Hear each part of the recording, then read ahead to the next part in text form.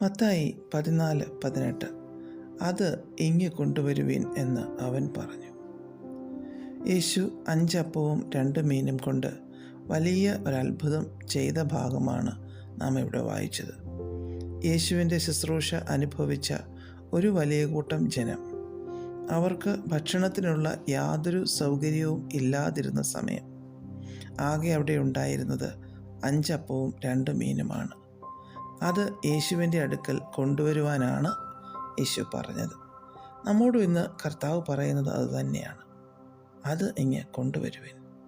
നമ്മുടെ ദാരിദ്ര്യം, രോഗം, സാമ്പത്തികം, ആരോഗ്യം, കുടുംബം, സഭ, എന്താണെങ്കിലും അത് യേശുവിൻ്റെ കയ്യിൽ കൊടുത്താൽ അതിൻ്റെ രൂപം മാറും, സ്ഥിതി മാറും, രുചിമാറ്റം സംഭവിക്കും. നമുക്ക് തൃപ്തി വരത്തക്കതുപോലെ യേശു അത് മടക്കിത്തരും. നമ്മുടെ ദാരിദ്ര്യത്തെ കൊടുത്താൽ സമൃദ്ധി തരും, രോഗത്തെ കൊടുത്താൽ സൗഖ്യം തരും, അസമാധാനത്തെ കൊടുത്താൽ സമാധാനം തരും. കർത്താവിൻ്റെ കയ്യിൽ കൊടുക്കുവാൻ പറ്റാത്തതായി ഒന്നുമില്ല.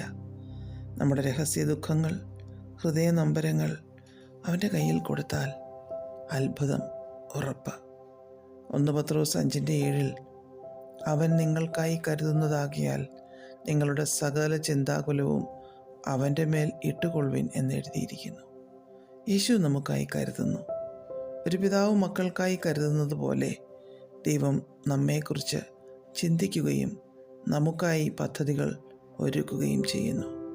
ദൈവം തൻ്റെ ജ്ഞാനത്തിനും അധികാരത്തിനും നന്മയ്ക്കും ഒത്തവണ്ണം പ്രവർത്തിക്കുമെന്ന് വിശ്വസിച്ചുകൊണ്ട് നമ്മുടെ വിഷയങ്ങളെ ദൈവകരങ്ങളിലേക്ക് കൊടുക്കാൻ നമുക്ക്.